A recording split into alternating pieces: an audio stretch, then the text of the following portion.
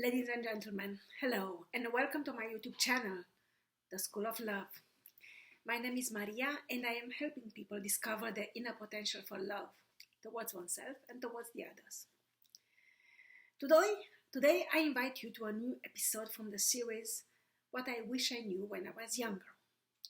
And in today's episode, I'm going to talk about a very, very, very important matter, which is financial education. And this is something I wish I knew when I was younger, the importance of financial education. Now, what exactly is financial education?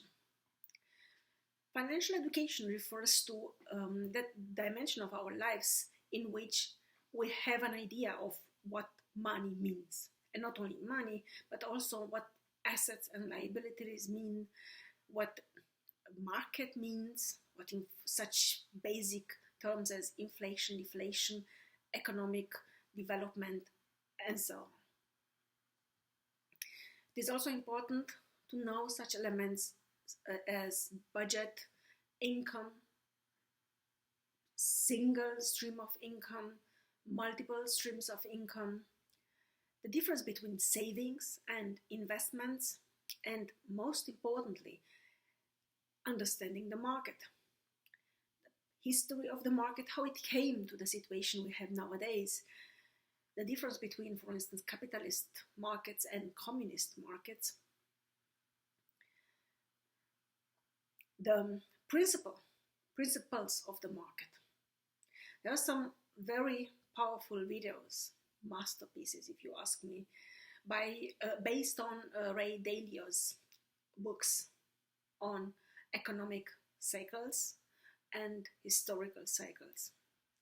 I strongly advise you to watch them here on the platform YouTube, and get some basic knowledge on how to understand history and how to understand our current times. Very importantly as well is the difference between good debt and bad debt. I'm not exactly the person to explain this to you, but again, there are some very, very powerful and insightful resources on YouTube and also in the internet, which I strongly advise you to refer to. Essentially, good debt is the debt which creates new assets or finances the assets you hope to have in the future, while bad debt is the one which essentially turns you into a slave. When, for instance, you have a mortgage, which means you'll pay for your home or for your car for the next 10, 15, 20, 25, 30, 35 years, when most of us will probably won't work 35 years.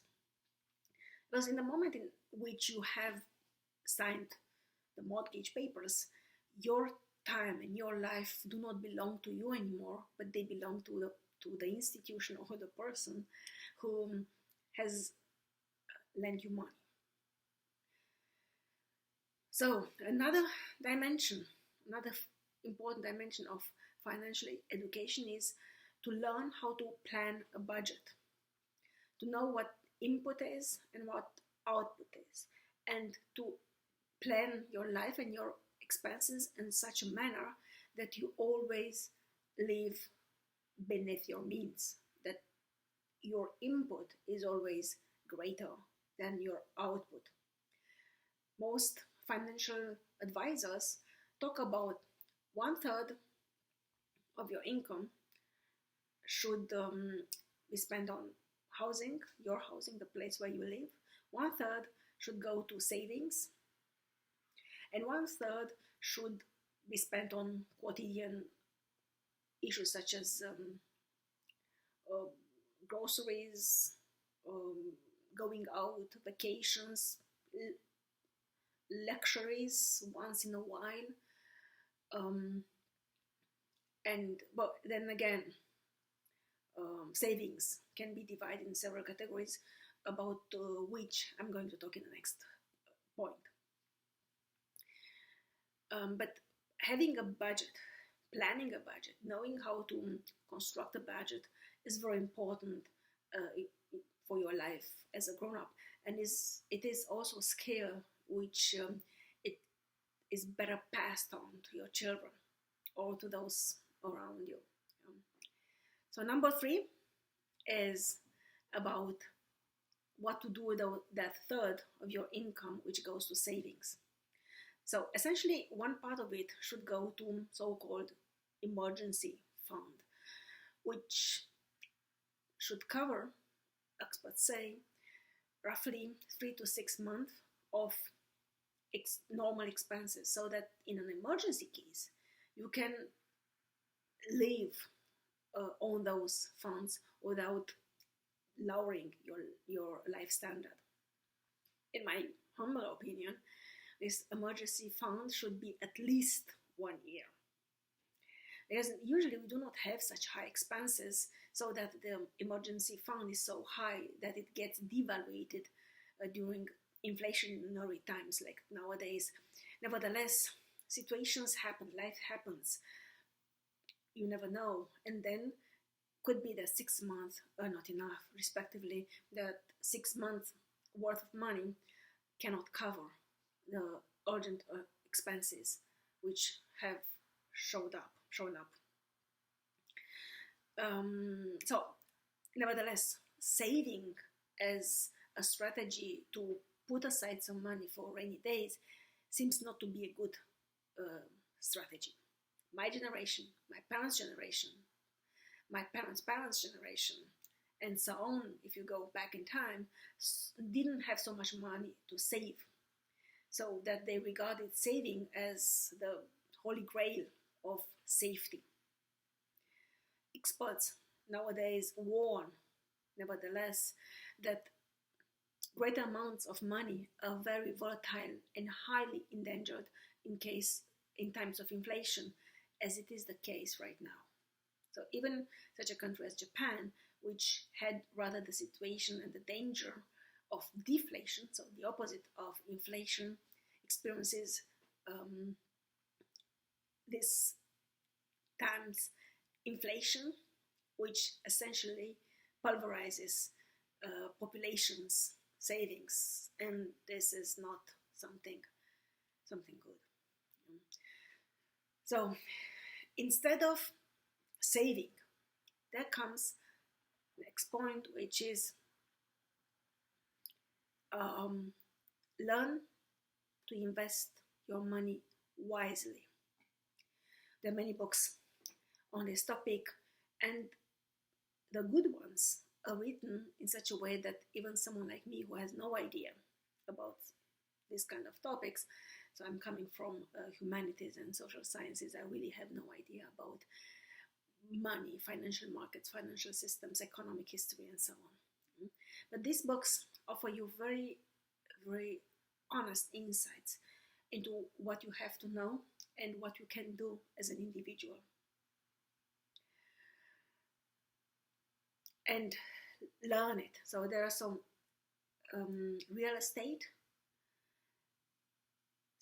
used to be a good investment, but with increasing older populations in rich countries, this seems to not be such a good idea anymore, because there won't be any people to rent houses or to buy houses from those who possess them right now.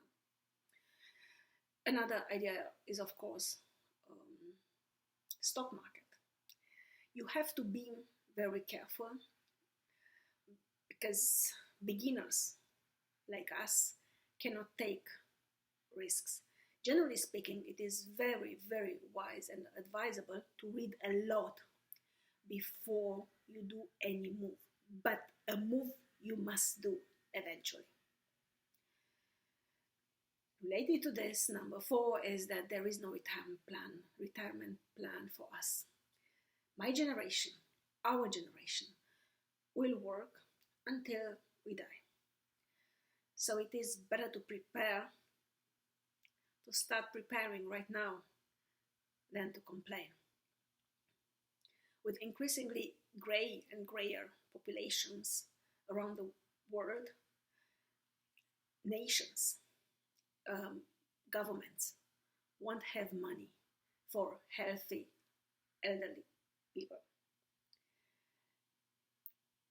Government expenses are skyrocketing due to this increasing elderly population. There is no plan B apart from the one each of us individually is creating, just as a matter of fact.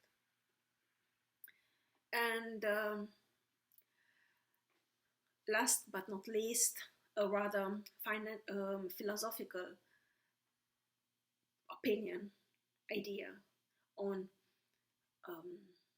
finances. There are two big categories, the so-called macro financials and micro financials. In order to understand these two levels of financial education, it is important to think like a billionaire. Plan long term, while moving forward step by step in the present. Think in terms of, I can do that. I have time. I am in charge. Observe around you limitless abundance and prosperity. Do not be afraid. Embrace uncertainty and learn to love healthy risks. That would be for today. Thank you for being with me today, and I'm looking forward to welcoming you again very soon. Love and peace to you all.